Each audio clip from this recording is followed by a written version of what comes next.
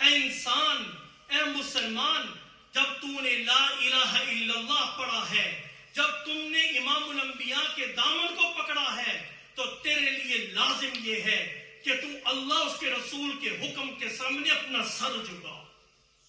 یہ میسج ہے حج کا۔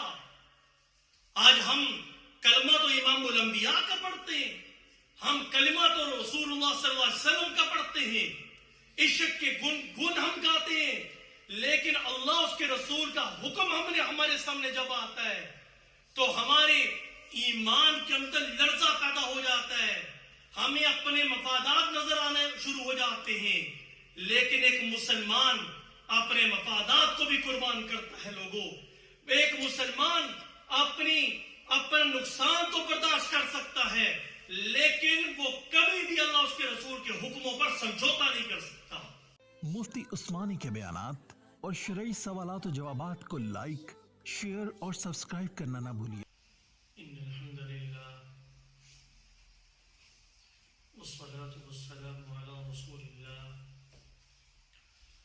اما بعد فاعوذ باللہ من الشیطان الرجیم،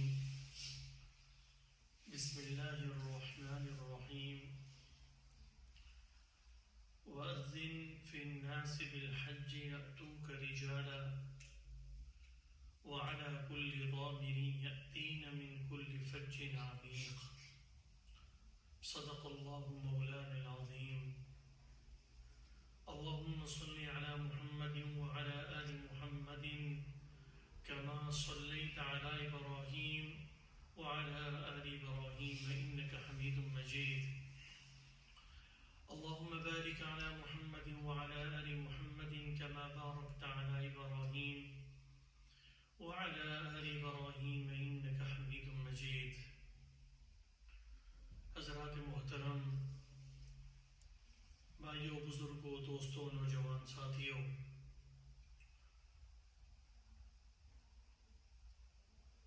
جیسا کہ آپ کے علم میں ہے کہ ذوالحجہ کا مہینہ شروع ہو چکا ہے۔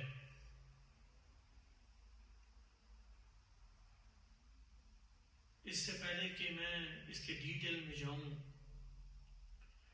ذوالحجہ کا جو معنی ہے وہ ہمیں معلوم ہونا چاہیے کہ ذوالحجہ کے معنی کیا ہے۔ اس مہینے کو ذوالحجہ کیوں کہا جاتا ہے؟ ذو کا معنی ہوتا ہے عربی میں والا، اور حجہ کا معنی حج کرنے کے آتے ہیں، یعنی حج والا مہینہ۔ اس مہینے میں چونکہ حج جیسی عظیم الشان، رفیع الشان، جلیل القدر عبادت پائی جاتی ہے حج کی صورت میں، لہذا اسے ذوالحجہ کے نام سے موسوم کیا گیا۔ یہ سال کا آخری مہینہ ہے، اسلامی کیلنڈر کا یہ آخری مہینہ، اور اس کے بعد محرم کا مہینہ جس سے اگلے سال کی ابتدا ہو رہی ہے۔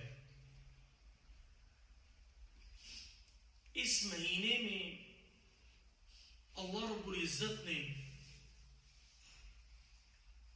بڑی بڑی عبادات کو رکھا ہے۔ قربانی کو دیکھیں تو اس مہینے کے ساتھ اسے متعلق کیا، حج کے مہینے کو دیکھیں تو اللہ رب العزت نے اس مہینے کے ساتھ اسے متعلق کیا۔ عید کے تہوار کو دیکھیں تو عید کے تہوار کو اللہ رب العزت نے اس مہینے میں رکھا۔ اتنی رفیع الشان، اتنی جلیل القدر اور اتنی عزت اور محترم عبادتوں کو اس مہینے میں جب رکھا تو ہمیں یہ بات معلوم ہوئی کہ یہ مہینہ بڑی فضیلت والا مہینہ ہے۔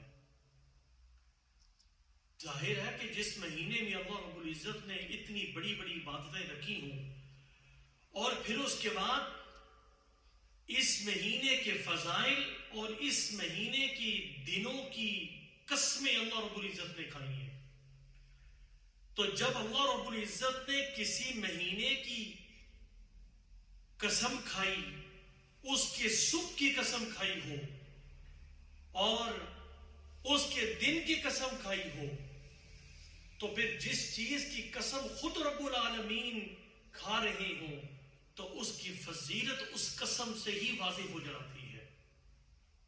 اللہ اکبر۔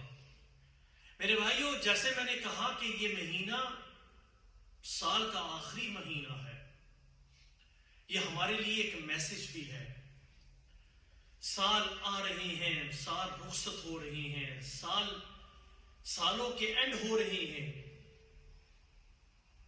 اس آخری مہینے میں ہمیں چاہیے کہ ہم بیٹھ کر اپنا محاسبہ کریں اپنی زندگی کا، کہ ہم زندگی کے کس ڈگر پہ چل رہے ہیں، ہم نے کیا زندگی میں حاصل کیا، کیا کھویا، کیا حاصل کیا۔ اگر کسی آدمی کی 40 سالہ زندگی گزر چکی ہے، کسی آدمی کی 60 سالہ زندگی گزر چکی ہے، تو وہ اپنی زندگی پہ غور کرے کہ میں نے اپنی زندگی کا ایک عرصہ گزار لیا ہے، ان 40 سالوں میں یا ان 60 سالوں میں، اس 50 سالہ زندگی میں اگر میری موت ابھی آ جاتی ہے، میں اپنے ساتھ کون سے نامہ اعمال لے کر اپنے رب کے سامنے حاضر ہوں گا۔ ہر آدمی کو یہ محاسبہ کرنا ہے۔ اور دنیا کی غفلتوں نے،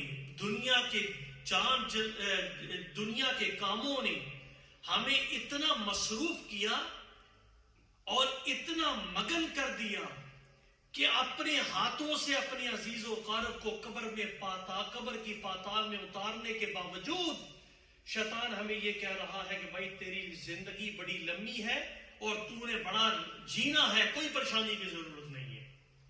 وہ جو دنیا سے گیا وہ تو بیمار تھا، جو دنیا سے گیا اسے تو کینسر تھا، اسے تو فلاں مرض تھا، اسے تو کسی نے قتل کر دیا، وہ تو اس لیے دنیا سے گیا۔ اگر کینسر کا مرض نہ ہوتا، کوئی اور بیماری نہ ہوتی تو اس نے تو جینا تھا۔ تو مجھے تو کوئی بیماری نہیں ہے، لہذا میں تو لمبا جیوں گا۔ اللہ اکبر۔ فَإِذَا جَاءَ أَجَلُهُمْ لَا يَسْتَأْخِرُونَ سَاعَةً وَلَا يَسْتَقْدِمُونَ۔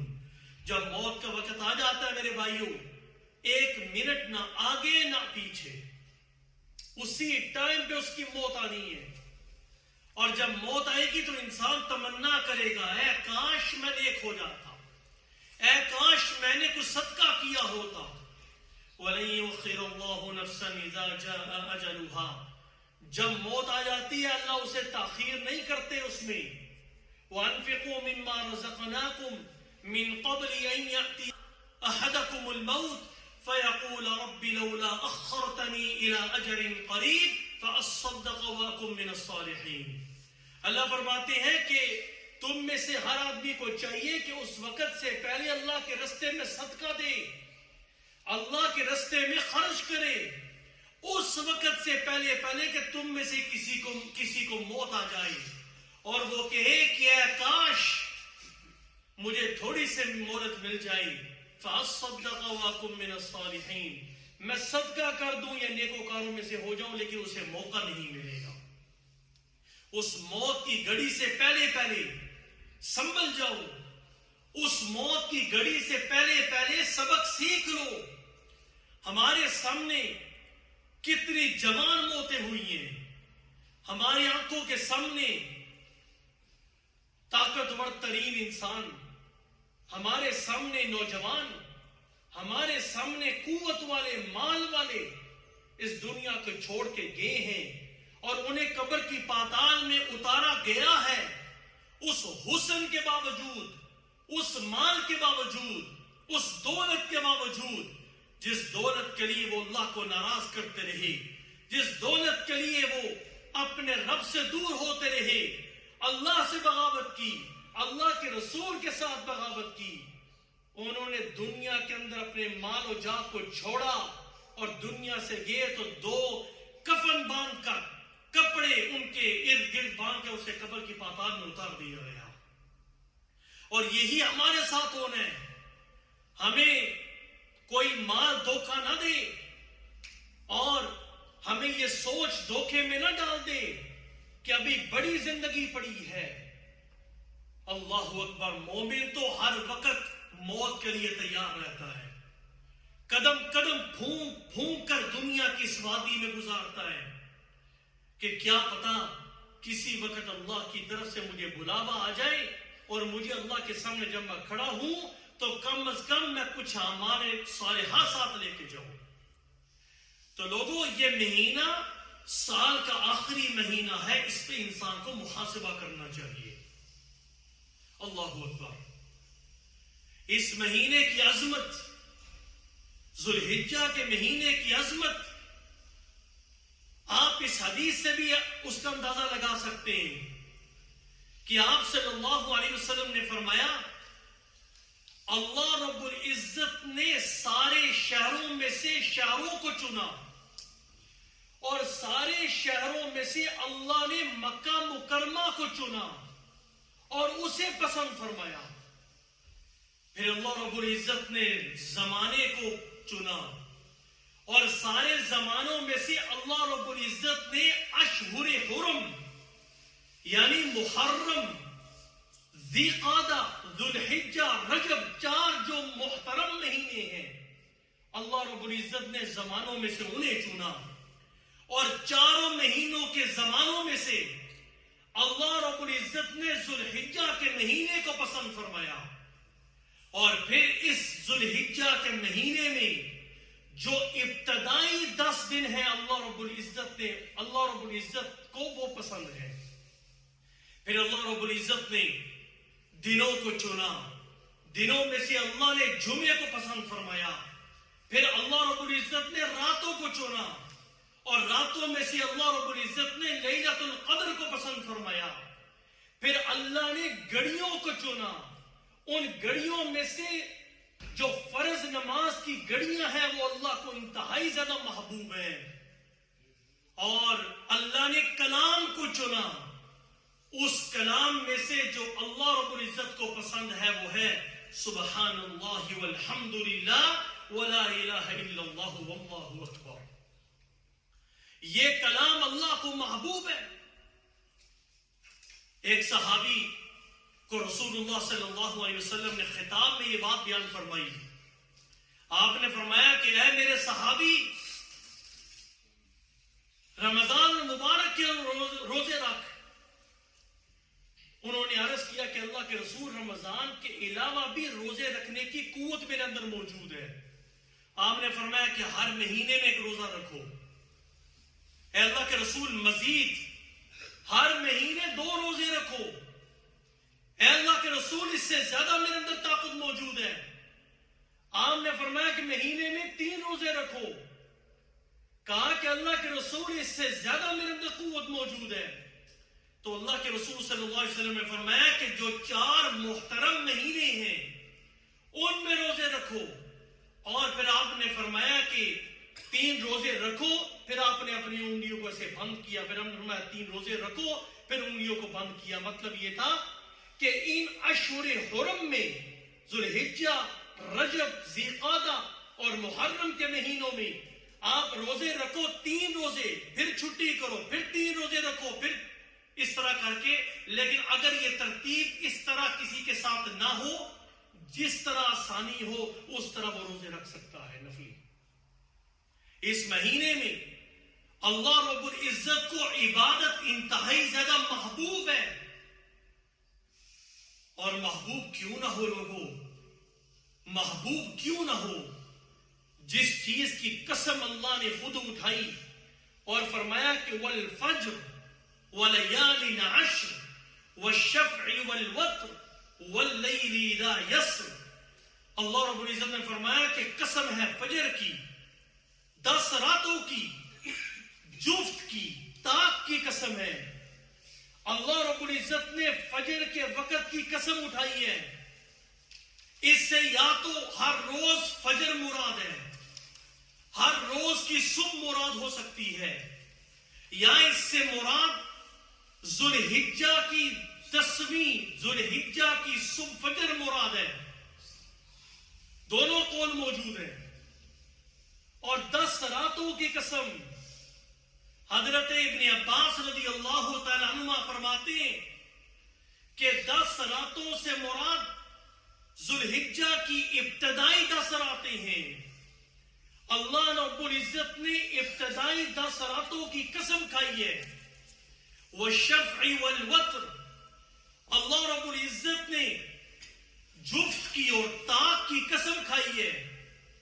حدیث سے معلوم ہوتا ہے کہ امام الانبیاء علیہ الصلوۃ والسلام نے فرمایا کہ شفعی سے مراد، جفت سے مراد یہ 10ویں ذوالحجہ ہے، اور طاق سے مراد جسے قرآن نے کہا وہ شفعی والوتر، اس طاق سے مراد 9ویں ذوالحجہ ہے، یعنی عرفات کا دن ہے. تو اللہ رب العزت نے 10ویں ذوالحجہ کی بھی قسم اٹھائی. اللہ رب العزت نے عرفات کے دن یعنی 9ویں ذوالحجہ کی بھی قسم اٹھائی. اللہ رب العزت نے ذوالحجہ کی ابتدائی 10 راتوں کی بھی قسم کھائی. اللہ رب العزت نے فجر کی بھی قسم کھائی. ایک قول کے مطابق 10ویں ذوالحجہ کی صبح مراد ہے.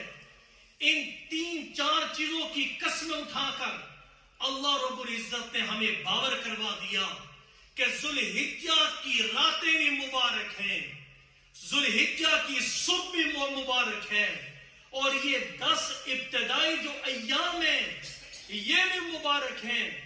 اور دوسری روایت کے مطابق آپ صلی اللہ علیہ وسلم نے فرمایا کہ اللہ رب العزت کو ان 10 دنوں کے اندر جو اعمال صالحہ کیے جاتے ہیں، ہاں وہ نماز کی صورت میں ہو، ہاں وہ تسبیحات کی صورت میں ہو، ہاں وہ ذکر اللہ کی صورت میں ہو، ہاں وہ تہجد کی صورت میں ہو، ہاں وہ قربانی کی صورت میں ہو، ہاں وہ انفاق فی سبیل اللہ کی صورت میں ہو، اللہ رب العزت کو ان دنوں کی عبادت سے زیادہ کوئی عبادت محبوب نہیں ہے. اور آپ صلی اللہ علیہ وسلم نے فرمایا کہ تم یہ ذوالحجہ کی جو ابتدائی دن ہیں یہ تمہاری زندگی کے بہترین دن ہیں. لفظوں میں غور کرنا، لوگوں لفظوں پہ غور کرنا. پھر کہہ رہا ہوں، اپنے دل کی کھڑکیوں کو کھول کے سننا. امام الانبیاء علیہ الصلوۃ والسلام نے فرمایا کہ ذوالحجہ کی ابتدائی 10 دن تمہاری زندگی کے بہترین دن ہیں، اور ان دنوں کے اندر تسبیح کرو، تحلیل کرو، تکبیر پڑھو، یعنی سبحان اللہ کی کثرت کرو، لا الہ الا اللہ کی کثرت کرو، اور اللہ اکبر پڑھو. یہ تمہاری زندگی کے بہترین ایام ہیں. ان لوگوں سے پوچھو جو قبر کی پاتال میں اتر چکے ہیں کہ اس وقت وہ یہ تمنا کر رہے ہوں گے، اے کاش ہمیں موقع ملتا. حضرت عبداللہ ابن عمر رضی اللہ تعالی عنہ قبر کے پاس سے گزرے، سواری بھی موجود تھے، فوراً اتر کے 2 نفل پڑے. ساتھیوں نے پوچھا، اچانک سفر کرتے کرتے قبر کو دیکھا، ایک سائڈ پہ کھڑے ہو کے آپ نے 2 نفل پڑے، اس کی وجہ کیا ہے؟ کہا رب کعبہ کی قسم ہے، جب اس قبر والے کے پاس سے گزرا ہوں میرے دل میں خیال آیا اس وقت یہ قبر والا تمنا کر رہا ہوگا، اے کاش مجھے زندگی کے 2 منٹ میسر ہو جائیں تو میں اللہ کے دربار میں 2 نفل پڑھ لوں. لیکن وہ اس نعمت سے قاصر ہے، اور میں نے اپنی زندگی پہ غور کیا کہ میں زندہ ہوں، اللہ نے مجھے زندگی کے یام اور زندگی کا وقت عطا فرمایا ہے، میں فوراً سواری سے اتر کے میرے 2 نفل ادا کیے ہیں.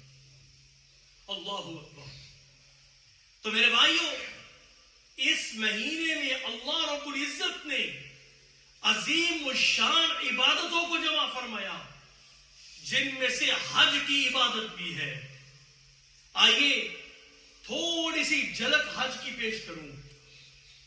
جب انسان احرام باندھتا ہے، احرام باندھنے سے پہلے نیت کرنا اس کے لیے لازم ہے.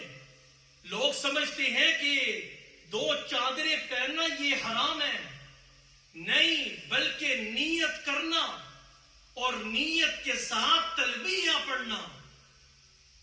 جب انسان نیت کرتا ہے, تلبیہ پڑھتا ہے, لبیک اللہم لبیک لبیک لا شریک لک لبیک ان الحمد والنعمت والملک لا شریک لک, جب وہ اللہ کے دربار میں کھڑے ہو کر کہتے ہیں مولا میں حاضر ہوں, مولا میں تیرے دربار میں حاضر ہوں, تو جب اس نے تلبیہ پڑھ لیا, نیت کر لی, اب نیت کرنے کے بعد اس کے سلے ہوئے کپڑے اس پر پہننا حرام ہو گیا.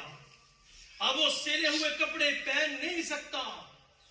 اب پہن کر وہ کعبہ شریف میں پہنچتا ہے, طواف کرتا ہے. لوگوں, طواف کی لذت تو وہی جان سکتا ہے کہ جس نے طواف کیا ہو. طواف کی لذت تو اسی سے پوچھئے جس کی قدموں نے حرم کے سین کو چھوا ہو. اسے پوچھے کہ طواف کی لذت کیا ہوتی ہے. جب انسان محبوب سے محبت کرتا ہے, اس کا دل کرتا ہے میں اپنی محبوب کے دروازے کو چوموں, اپنے محبوب کے دروازے سے لپٹوں. اللہ نے انسانی نیچر کو سامنے رکھتے ہوئے اسے حجر اسود کو بوسہ دینے کا بھی حکم دے دیا, ایک سنت قرار دے دیا. ورنہ کعبہ بذات خود کچھ نہیں ہے, یہ اللہ کا حکم ہے. پتھر نہ فائدہ دے سکتا ہے نہ نقصان دے سکتا ہے. حضرت عمر فاروق رضی اللہ تعالیٰ عنہ نے حجر اسود کو چوما اور کہا کہ اے حجر اسود, مجھے پتہ ہے نہ تو فائدہ دے سکتا ہے نہ تو نقصان دے سکتا ہے, لیکن رب کعبہ کی قسم ہے تجھے امام الانبیاء نے چوما ہے, تجھے امام الانبیاء کے مبارک ہونٹوں نے پیار دیا ہے, اس لیے میں تمہیں چوم رہا ہوں, ورنہ تیری ذاتی کوئی حیثیت ہی نہیں ہے. اس کے بعد آپ طواف کرنے کے بعد دیکھ لیں, صفا مروہ آپ دوڑتے ہیں, آپ صفا مروہ کی سعی کرتے ہیں. یہ وہ مقام ہے جہاں حضرت حاجرہ علیہ السلام نے دوڑی تھی. اللہ کو وہ ادا اتنی پسند آئی کہ عمرے اور حج کا ایک لازم حصہ اسے قرار دے دیا. میلین اخضرین, وہاں اب جائیں گے, اب دیکھتے ہیں کہ صفا مروہ کے درمیان وہ گرین لائٹیں لگی ہوتی ہیں. یہ وہ مقام ہے جہاں ہمیں یہ حکم دیا کہ یہاں تم بھاگو. کوئی امیر ہے, کوئی غریب ہے, کوئی مال والا ہے, کوئی ضعیف ہے, کوئی ناتواں ہے, کوئی طاقتور ہے, اس کی یہی کوشش ہوتی ہے کہ میں اس گرین لائٹوں کے درمیان بھاگوں تاکہ حضرت حاجرہ علیہ السلام کی سنت کو پورا کر سکوں. انسان کی تربیت ہو رہی ہے حج کے ایک ایک فعل میں. اللہ ہمیں یہ بات باور کروا رہی ہے کہ انسان تو کچھ بھی نہیں ہے, اگر کچھ ہے تو میرا حکم ہے. اے انسان توجہ کر, تو کچھ بھی نہیں ہے.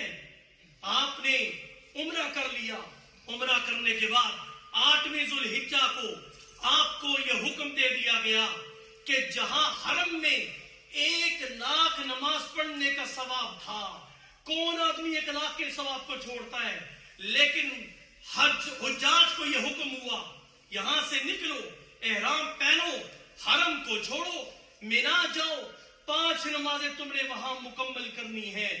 عقل کہہ رہی ہے 1,00,000 نمازوں کو نہ چھوڑو, حرم کی نماز کو نہ چھوڑو, کعبے کے سامنے نماز کو نہ چھوڑو, لیکن اللہ کا حکم یہ ہے کہ کعبے کو تم نے چھوڑنا ہے, حرم کو تم نے چھوڑنا ہے.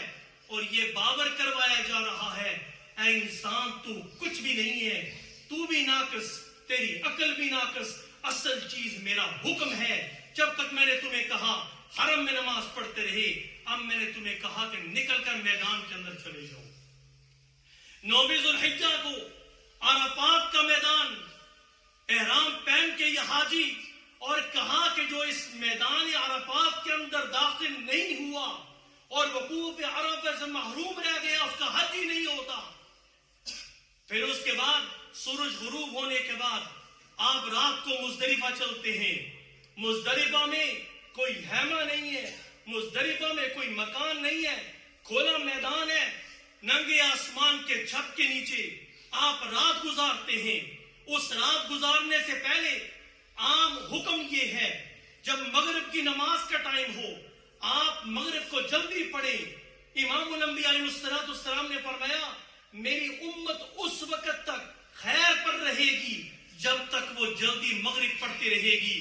لیکن مزدلفہ کی رات کو عرفات میں حکم یہ ہے سورج غروب ہو اب مزدلفہ کی طرف چلو, تم نے جا کے وہاں مغرب کو ڈیلے کرنا ہے, یہ مغرب اور عشاء کو اکٹھا پڑھنا ہے.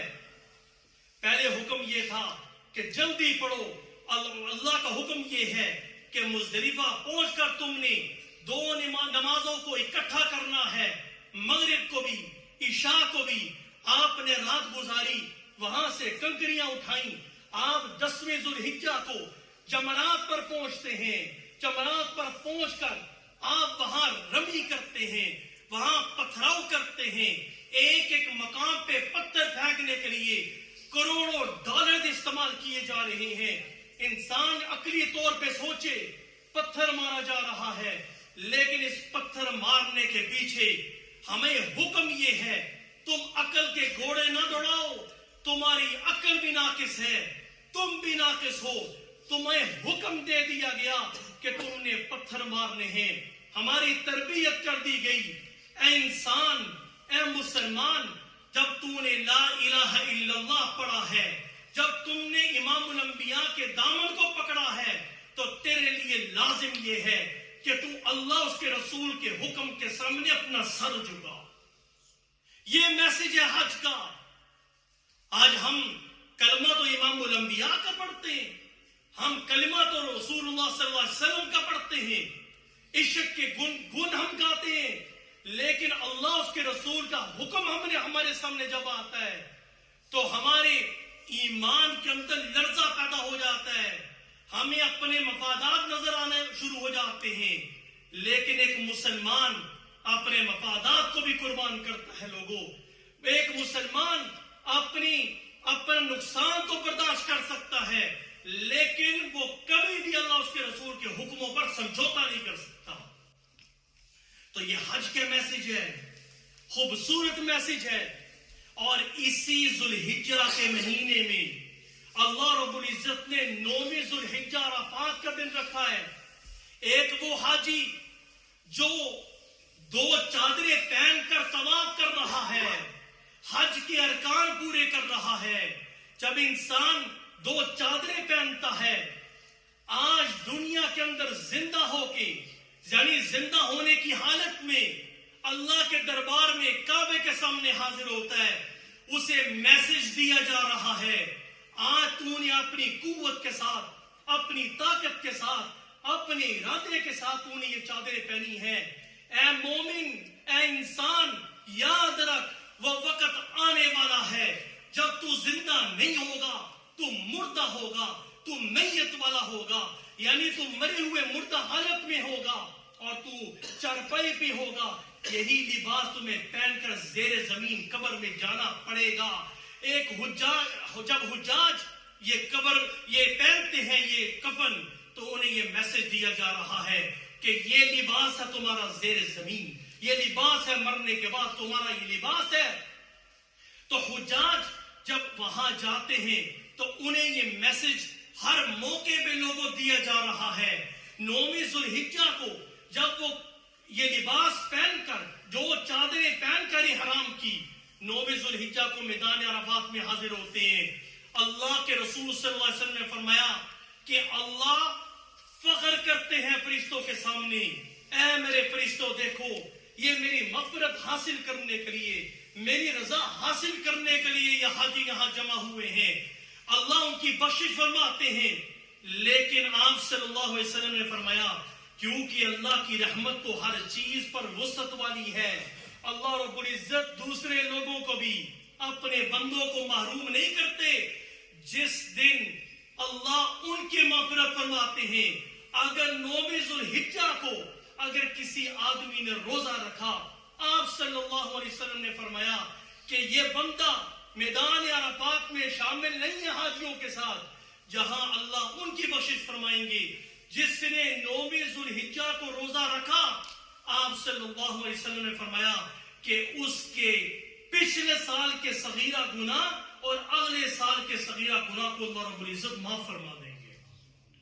9 ذی الحجہ کے دن کو اور تکبیرات کا سلسلہ اسلام نے یہ رکھا ہے, شریعت نے یہ رکھا ہے کہ 9 ذی الحجہ کی فجر کے بعد, ہر فرض نماز کے بعد آپ نے ایک مرتبہ درمیانی آواز میں, ہاں وہ مسافر ہو, ہاں وہ دیہاتی ہو, ہاں وہ شہری ہو, ہاں وہ مرد ہو, ہاں وہ عورت ہو, وہ پڑھے گا اللہ اکبر اللہ اکبر لا الہ الا اللہ واللہ اکبر اللہ اکبر وللہ الحمد.